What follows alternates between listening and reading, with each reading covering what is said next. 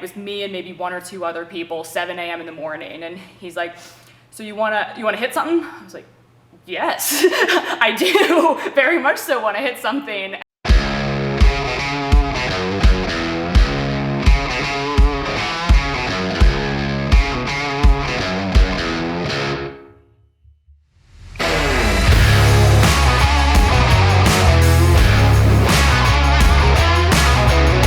My name is Angela Turo, and I'm a fighter.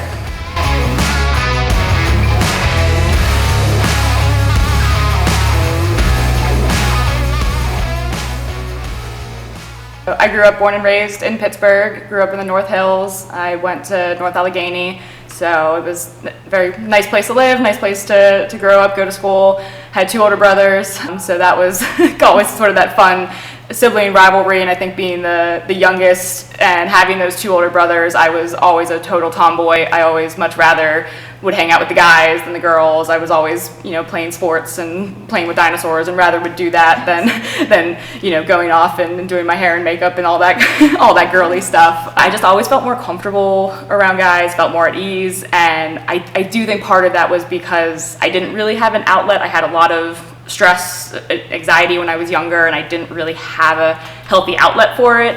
I was much older when I found martial arts, so I think, part of it just getting to hang out with the guys and getting to just kind of, like you said, like, let that guard down, be a little bit more, not having to be the proper polite little lady. It just always felt more comfortable and more natural for me. I found martial arts, interestingly, I was always athletic. I always did different sports. I played soccer, volleyball, kind of pick up any sport that people wanted to play. I always sort of had an idea that I wanted to try kickboxing. I just didn't really know how. So I was actually working for the University of Pittsburgh, and one of the nice benefits that they had was classes that were specific for staff and faculty. The thought of being able to do anything like this didn't really cross my mind. I went in with very low expectations, and I walk in and it's this jacked guy who's like a 4th degree black belt, and he had just some focus mitts, and I just remember, that first punch, it was like, wow, this was everything that was missing in my life for the last 25 years. I was just hooked, and I just realized that it was something that I needed in my life, and it became a huge part of my identity. So from then, it's just been, I think I said it was love at first strike, honestly, and and I've loved it every day since. That first guy that I trained with, Kevin Chillo, I remember he would show me something, and I'm like, I can't do that. I mean, the number of times that I said I can't do that, is unreal. And then he'd be like, yes, you can, just do it, just shut up and do it. So I would do it, and sometimes I could, sometimes I couldn't, but he'd make me try again and again. And I trained with him for, it ended up being about 2 years, and by probably about a year in, I found myself going from, like, my first response no longer was, I can't do that, to I'll try, and then by the end, he'd show me some crazy thing, and I'd be like, okay, and I would do it. And again, I would still fall on my face sometimes. I would literally, or, mess up, but it's just, he got me through that huge mental barrier, which was that I can't do that. Unfortunately, as a woman, that I can't do it, voice is constantly in the back of the head, and so it's nice to sometimes you need those reminders from people when you're not strong enough to remind yourself. You need those reminders. Oh, how can women combat that? If I knew the answer to that, I feel like I'd be a very rich and successful woman. I think the biggest thing that we can do is support each other as opposed to compete against each other. I know that sounds funny from a woman who's training to compete against another woman, but I think that's, again, comes back to why I always felt more comfortable with guys, because you would see a guy's sports team, and there might be that little bit of push and competitiveness, but at the end of the day, they were all there for each other. There was a really big sportsmanship. You look at women, and it's like, it's almost the opposite. It's this constant comparing yourself, and this constant, if she's doing well and I'm not doing as well, it's like I can't be happy for her. I have to, feel bad for myself. And so I think, again, just that being more supportive and and realizing that we all are struggling with the same things, and being more open and talking about that. It's something ingrained in us somewhere that it's, we're never quite good enough, or we can't quite, we need to compare ourselves to others. So I think just being more supportive, really holding each other up, empowering each other, and just being open and honest about, sometimes it just sucks to be a woman, and sometimes there's struggles that we go through physically and mentally and emotionally that can 100% affect, training and our physical lives in general, and that's okay. So I specifically train now in Muay Thai. When I first kind of got the idea that I even could or wanted to train for a fight, which again other people started implanting in my head, I didn't really know what style, and then I just happened to fall into this. Muay Thai it never was designed for women. In Thailand, until very, very recently, women couldn't train or compete in the sport. So it is a sport designed for men, specifically Thai men. They are very tiny, and they are very strong. They are very quick. I am not tiny. I was towering. I had the opportunity to go to Thailand last summer and train, and I was towering over these people there. Some of the motions feel awkward because they're just not designed for somebody my size, somebody with, carrying weight where I carry my weight, and it's just, I said, even just trying to find a pair of shorts that fit me, because, they all have skinny legs and I don't. So it's like, sometimes just little things like that, you don't necessarily think of. And then just having trainers that, understand that, again, women biologically are different than men, and that's going to affect things with the training and with some of the biomechanics and things like that. And it was interesting enough in Thailand, where I was one of very few women there, but same thing around here. It's like trying to find somebody who also knows that style to train with and is familiar with it. It's tough. It's tough. When I first just started getting into the sport, and again, I was doing it more for fitness, and then it became a huge stress reliever for me, because I realized, wow, I am way less stressed if I can go hit and kick things on a regular basis. Turns out that helps a lot. There's something about having that physical outlet. So back then, it really, really helped my identity and my self-esteem. It helped me through a lot of some rough years, personal stuff going on. It was always that thing to go back to. Starting to train specifically for a fight was like being torn, just torn back down to ground zero. Because all of a sudden now it's like something that I was feeling good and comfortable and good about myself with for years. It's now a totally different game when you're actually training to compete, when you're training to step in there against somebody else whose goal, your goal is to knock them out and their goal is to knock you out. That's totally different than coming in and hitting the bag for an hour and having a good time. So it was actually starting to affect me the other way, but it's been ups and downs, and like I said, I keep reminding myself that I can do it. And it's just, we talk about it all the time. In fighting, it's completely mental. It's not you versus your opponent, it's you versus yourself. And that's sometimes the hardest, again, for anybody, but again, especially for women, it's a tough competition to be in on a daily basis. So yeah, kickboxing, and then specifically training for a fight has really made me accept who I am. It's funny, when I first started doing the kickboxing, just the general kind of fitness stuff, I always had that idea in the back of my head, like, well, maybe I am good enough, maybe I could actually compete. And again, I didn't even know what that entailed, but I just sort of had that, because that's how I am. I'm a competitive person, so if you give me something and give me that little bit that maybe I'm good at it, I'm gonna think, okay, well, what's the furthest I could go? And then, I started, watching, I would follow the UFC a lot. And then just kind of like watching other fighters, you see women, and they were always, one, there's not a lot of them in general, and you would see them at very low weights, and so I never saw a woman my size fighting, in the sports that I was watching. And so then I kind of got it just out of, I'm like, well, it's not going to happen, because I'm not going to be able to lose 40 pounds and to fight, and I'm not going to. I'm doing this as an amateur for fun. It's just, so that was one round of accepting myself and accepting that, I'm not going to kill myself to fit a mold just to be able to compete. I'm going to continue to do this and do it at a weight that I'm healthy at. And then when I ended up meeting my trainer and I told him what I weighed, and he was like, yeah, we can get you to fight at that weight. I'm like, what? So it was just, I was like, really? He was like, yeah, and it might take longer, and it has. I mean, again, we've been, this has been a year now, we've been looking, and we're now finding some people, and it's now looking like it's actually going to happen.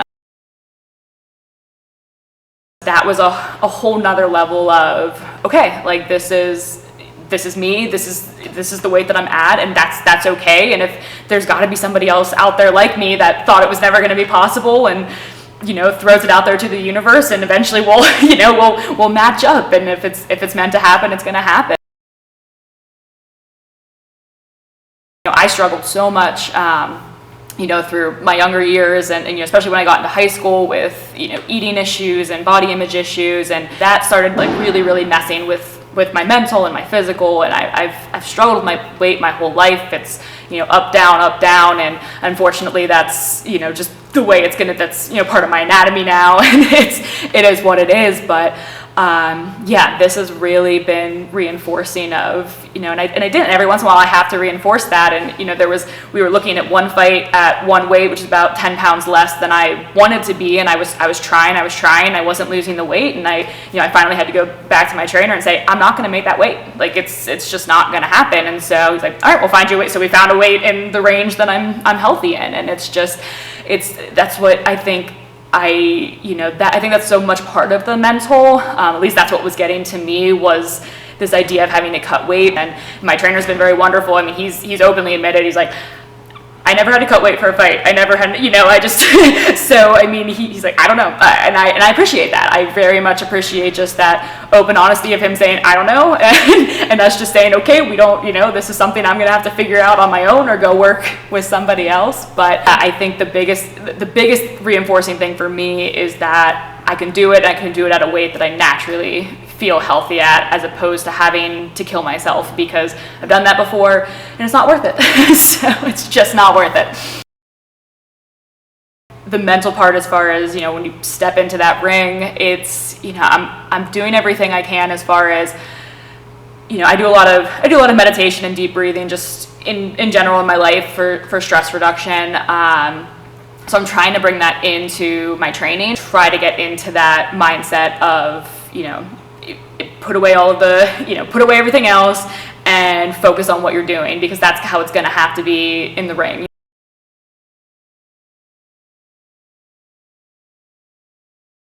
My name is Brittany McCart, and I'm a professional MMA player.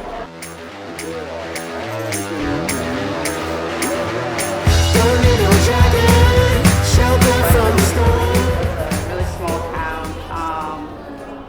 It basically, like, jiu-jitsu and MMA is not a thing there. So growing up, I didn't really know what jiu-jitsu was. So very small town, just very like honky-tonk. So I played basketball, softball, soccer. I always loved playing sports. I've actually played football until I was in 7th grade.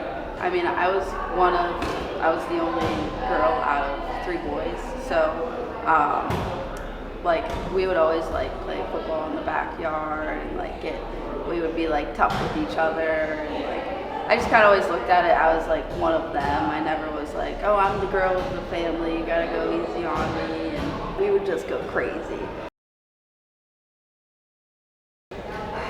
It's a funny story. I worked at McDonald's in college, and not a lot of people know the full story. And so this guy came through the line and he was like, look like you hate your job. And I was like, I do. And I'm working at McDonald's. I'm like, oh, well. He's like, would you like to work at my gym? And I'm like, yeah, that'd be great. I would love that. I like to work out. Like I said, I played sports growing up. So he had me start at the gym. Since I didn't grow up in Lock Haven, I didn't know the reputation of this gym. And it was pretty ratchet, honestly. There was a jiu-jitsu gym that was on the top floor, where a guy named Ryan Brinkman started the gym there, and they'd always come down from training when I was working on the front desk, and they would just be like, come train, and I kind of took it as they were just guys kind of being honestly flirtatious, and I was like, I don't really know if I want to be a fighter. I don't want to train jiu-jitsu. I work out on my own. I didn't need it.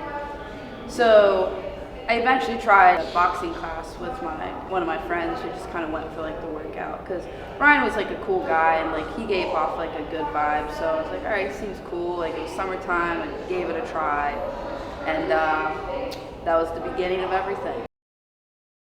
It's so crazy to look back at the very beginning. I mean, I really started like not knowing anything, so I was very like beginner mode. I thought it was very intriguing. It was very new to me, and I liked it. I don't think my family knew, like, in the beginning, like how when I did start to take it serious, because like jiu-jitsu was like a new world for them, and like mixed martial arts, MMA, and like I wonder if they thought it was just kind of like a hobby of mine.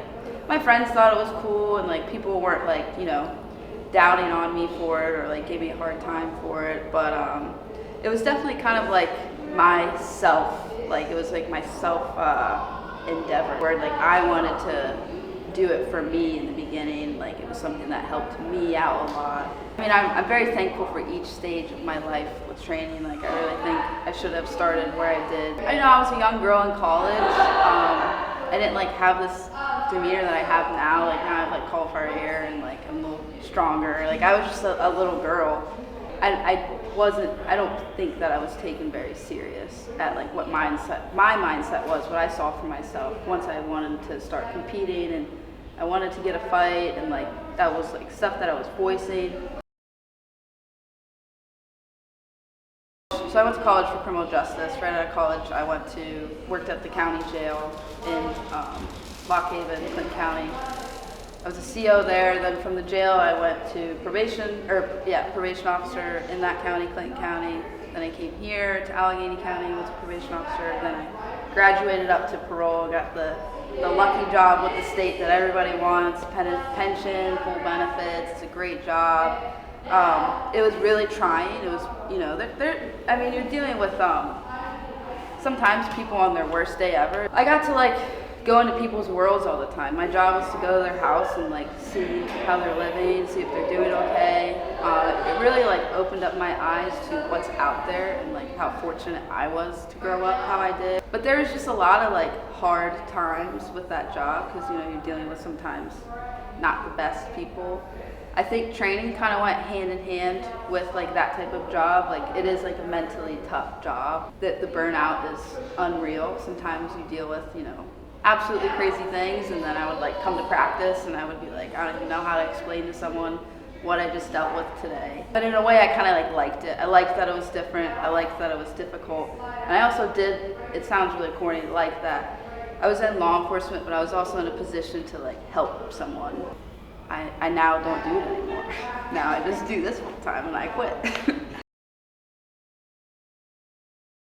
There was a lot of thought went into it, a lot of discussion with my coaches and my girlfriend and my family and everyone. And it was after my last fight when I won the title. They were just I was really working a lot, and I was, you know, each fight my training got a little more serious. So when I'm here, it would just be a little bit more like draining, and I was being spread very thin.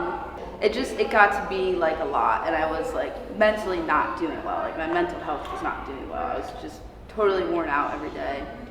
So that was a big part of like my decision in going full time, because they had offered it to me after that fight, and they basically were kind of like, if this is something you want to run with, like you can't keep working like you do. Like you have to kind of like put all your eggs in one basket, which is really scary, because you know I worked so long to get to state parole. It's a great job, it's secure, it's comfortable. Like there's, you know, unless something wild happens, I'm gonna have like a good job. And with fighting, it's kind of like based on, I'm not gonna know if this was worth it until I make it. Like I was talking to Mike, my coach, about it.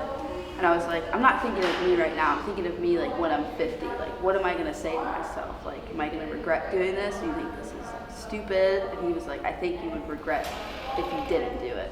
I just remember that kind of like resonated with me. I went back to work and I'm like looking around and I'm like, am I this average Joe, that like little Brittany growing up who aspired to be this like big thing? I have this opportunity to be like something different. Am I just this like state parole agent along with this guy who's been here for 20 years and like hates his life, and like, is this me? Like, is this really me?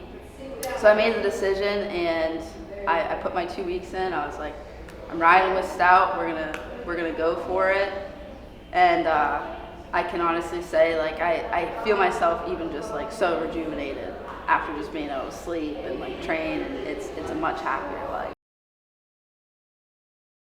I think that self-doubt of maybe like where I was in Lock Haven, you know, dealing with some of the things I did as a female. I'm like, are they just telling me this because, you know, they might like think something of me because I have potential, or they want to tell me what I want to hear because I'm a girl and like they're trying to slide into the DMs or something, you know? And that's like the truth, you know. There was a little bit of doubt there, and that was like something I had to just kind of like build up, like self-courage and believe in myself.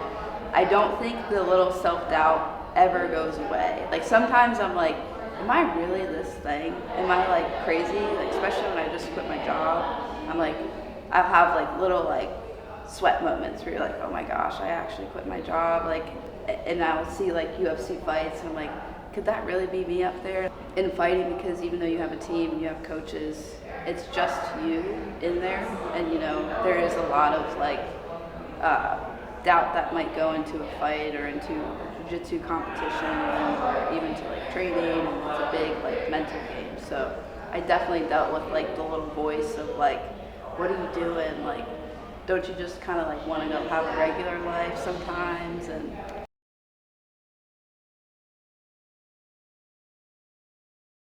this is honestly like, I can say like coaching where I like believe what they say. I like, they give me so much confidence when they're like, Brittany, we see this for you. Or like, oh, I know you're gonna, and I'm like, wow, like you think I'm gonna like do this? And they're like, yeah, like, and like that makes me like believe it too. I think a lot of girls could probably relate to this.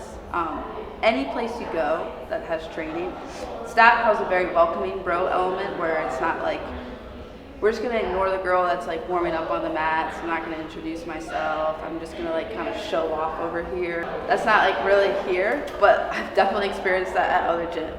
Here it's like a good bro element because it's like, they're like my people that like we come in, hang out, crack jokes, train. It makes me feel good to like be like a part of it.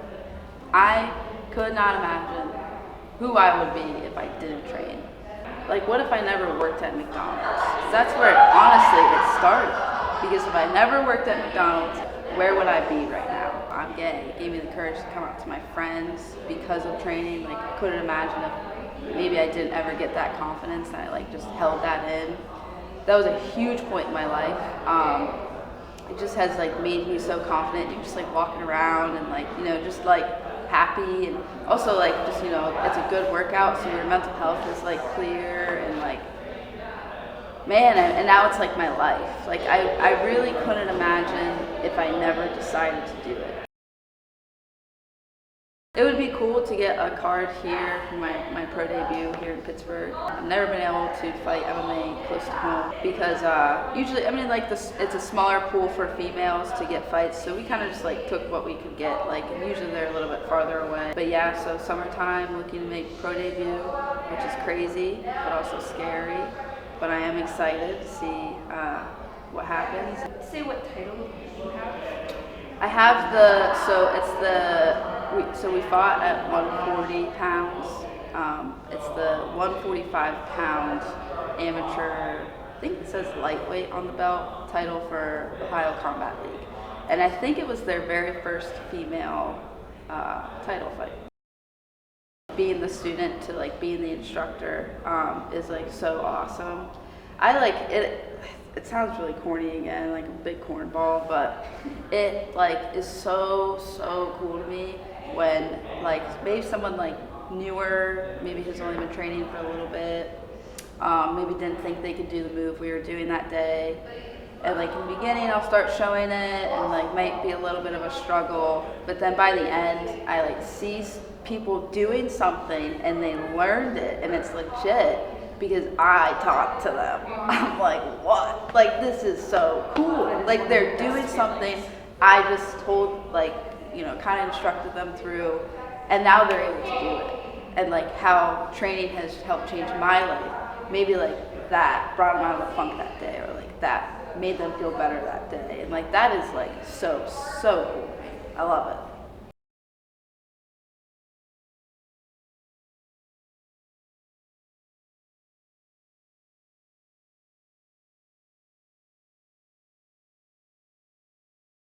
Bridget's gonna be awesome, and I'm excited to like hear her story. I'm sure she's got a really cool one.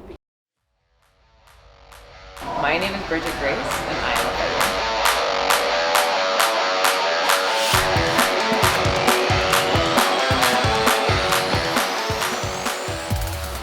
I'm from a really small town in New Jersey called Lambertville, New Jersey, and we had, gosh, I lived on top of a mountain. I couldn't see any of my neighbors. It was just constant woods everywhere, and beautiful. It was a really cool environment to grow up in. It was actually, so my brother started playing football in, gosh, he was like on a Pee-wee league, and I just thought it was really cool. I started to ask around, would it be at all possible for a girl to play football? And my parents more or less kind of wrote the question off. They thought it was really silly, and I just wanted to pursue it. Sixth grade I didn't play, even though I was just definitely chomping at the bit, and then seventh grade I did a little PowerPoint presentation for my parents and gave them the list of pros and cons of why I should play football. And they ultimately allowed me to. I pushed through. I played both years, 7th and 8th grade. And 8th grade I made team captain. And I remember being interviewed for that, and it was, why are you playing football? What inspired you? And I like to hit people. It was just straight up that. So I've always enjoyed this kind of physicality. And I have no idea where it comes from. My family is not about that. They're like, we are readers. That's what we do. And I'm like, I'm ready to hit people. When I was in middle school, I was assaulted. And I know I begged my parents to put me into some sort of self-defense. And that did not happen. Instead I threw myself into different sports. I loved how much I could kind of push my body, and I guess that was kind of how I just came to choose my life, or started down that path. And then in college, I was in a sorority, and I was vice president of my sorority, and so I would do different events throughout the year. And one of the events that I wanted to do actually had to do with public safety, and I wanted them to come in and do a demonstration and for us to learn self-defense. And I think it really came from like this experience that I had in middle school. Then my dad passed away when I was a junior in college, so that was like shook the bedrock to my core of just what was going on in my life. I wanted to go see a psychic, and then they mentioned 3 things. They mentioned a laurel, they mentioned champions, and they mentioned Brazil. MMA was not really on my radar. Jiu-jitsu was absolutely nowhere on my radar. I didn't even know what jiu-jitsu was. So all I could put together was I was gonna go to the Olympics for rugby. That's what made sense to me. So of course I knew about UFC and I knew about MMA. I wasn't allowed to watch WWE wrestling. Nothing, no fighting whatsoever. So again, I was kind of like, I wouldn't say a black sheep, but just like this unicorn black sheep that I really like to hit people. But MMA, in all honesty, for me was like a really primal. It made no sense, and I was kind of like in high school and college. I looked at MMA as like, this is stupid. Why would you do that? It's like so gross that you would just lock yourself in a cage. There's no, you just fight. There's no skill to it. And then lo and behold, this is what I decided to go into. And I'm like, man, there's a lot of skill. This is way more difficult than I thought, and way more fun than I thought too. When I first started, I felt like they really welcomed me in, and I liked the culture of it. You put the work in, and then you're rewarded for your work. And I know my parents taught me from an early age that you have to put this work in for you to get any sort of recognition. That if you want to be great, you got to put the work in. It's all about the work. So I was never fearful of putting any kind of work in or really working hard, and I knew that anything that, especially with something this physical, was always going to require a lot of hard work and effort on my end. And whatever I wanted to put into it, I know I could get back. Now, in terms of support from my family, not so much. From my coworkers, absolutely. They thought it was the coolest thing. So all the odd jobs I ever did, they thought it was really cool that I was a fighter. And I'm like, kind of not a fighter, but okay, we'll run with it. My mom supporting, not at all. She was far more of, why don't you go back to school? Why don't you find a different career path? She wants the best for me, and she's a mom, so she just wants to make sure that I'm going to be okay. My brother fully supports me and thinks it's really, really cool. But he's even like, why don't you take the safe route? I'm like, nah. My first amateur fight was about a year after I started training, and then shortly after that I had my second one, and it was fast. I was just also game to be thrown right into things and just to see what was out there. And at the time, we're also looking at MMA 10 years ago at this point in time. So there's so much that has changed over the past 10 years. Like when I first started training, women weren't in the UFC. So I got to actually witness Ronda Rousey having her first fight in the UFC and recognizing like this is history being made. And also having almost like the luxury of or the understanding of, oh man, there's so much work that goes into this to get to that point. Now, there's far more work that needs to be into it in terms of prepping for fights. And the fighters that are up and coming are incredible fighters. I wish I could be like these ladies. We had smokers that were like our in-house fights, and then we would have our amateur fights, but you had to prove yourself if you're smokers. So my first smoker was probably 3 months after I first started training. Yeah, and I won that, and that was really cool.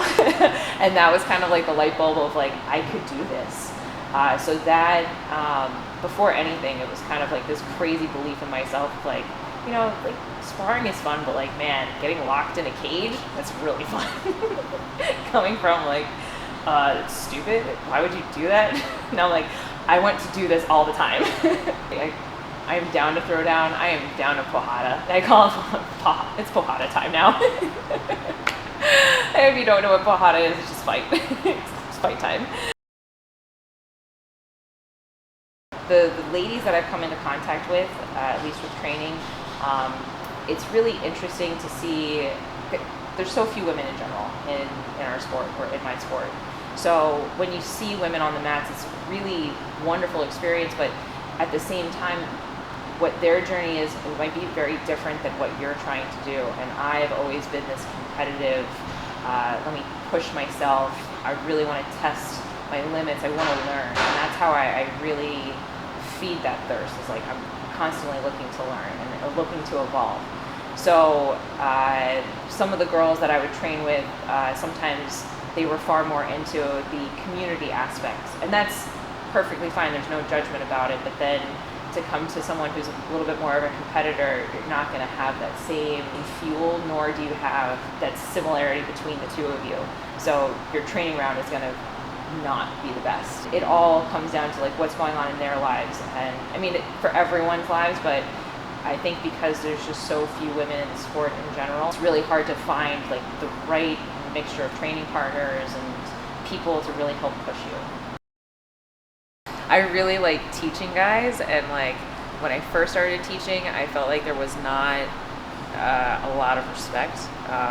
So I started teaching as a brown belt, and I would get questioned a lot of, oh, like this black belt does it this way, and I'm like, my shit is good. Like my shit is really good. And then I got my black belt, and then they're like, oh my god, this technique leads into this one, and I'm like,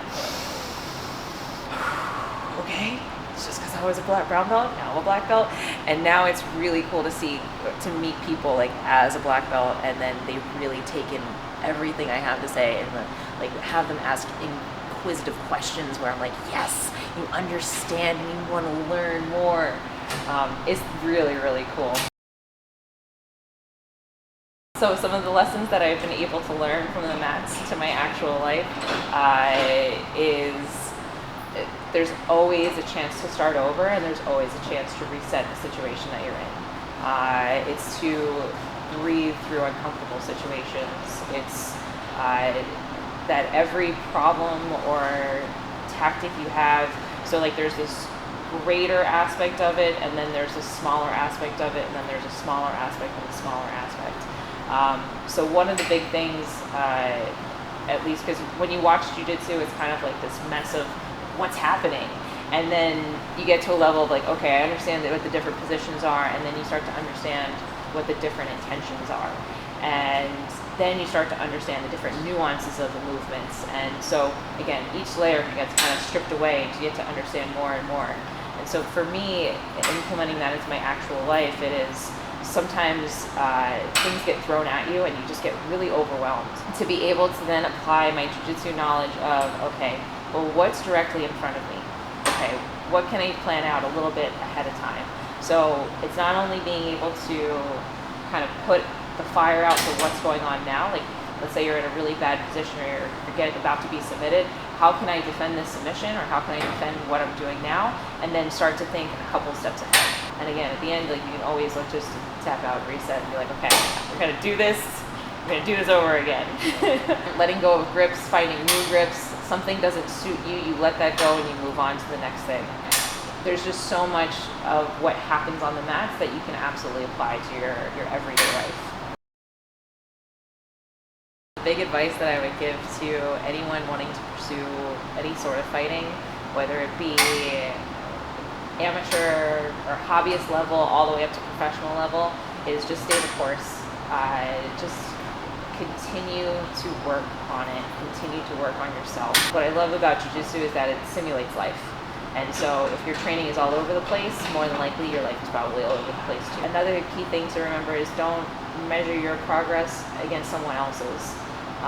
It's very individual, and that's with any martial art. This is your journey, and you get to control it.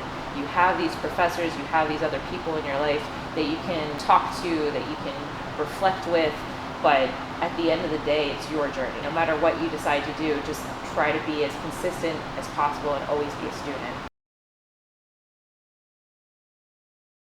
I am the first female professor at the Hensler Gracie Academy. I teach beginner and advanced classes, and then I also run the women's program here. So I recently won the ADCC Open. I got gold. I submitted all of my opponents, which was so exciting and so wonderful. I placed second at PAMS. I am a world medalist, or a silver medalist for Worlds as well. I also was ranked #1 for female brown belt when I was still a brown belt. I've gotten double gold at multiple different tournaments, double silver at a whole bunch of tournaments. I am also the Man of War champion, their 160-pound champion. I am ranked for finishers as the #1 contendant for the women's 155-pound bracket. It's very weird to be #1 at something. I had no idea that I was even #1. I never thought it would happen. It's always been one of those things of like just keep putting the hard work in, and it's hard to measure your own progress because again, even though you're not supposed to measure it up against your teammates or other people, you always do. So I never really thought of myself as placing in this like high accolades, but I found out. I had a friend call me and I was like, no way. Oh my God. I mean, after every tournament, I always feel like I level up, no matter how I do. Win, lose, doesn't matter.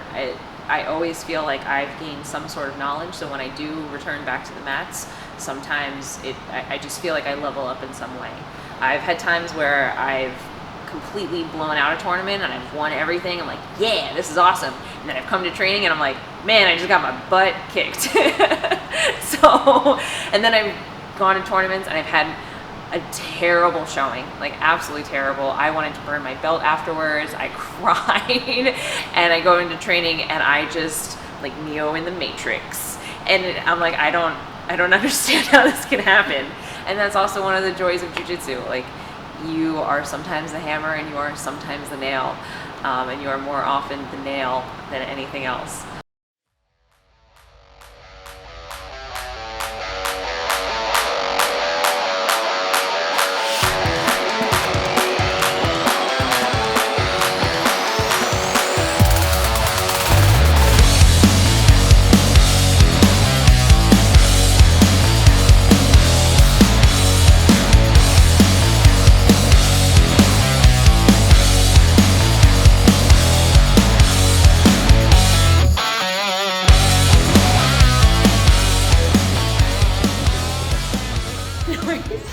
I am a shark and the ground is my ocean.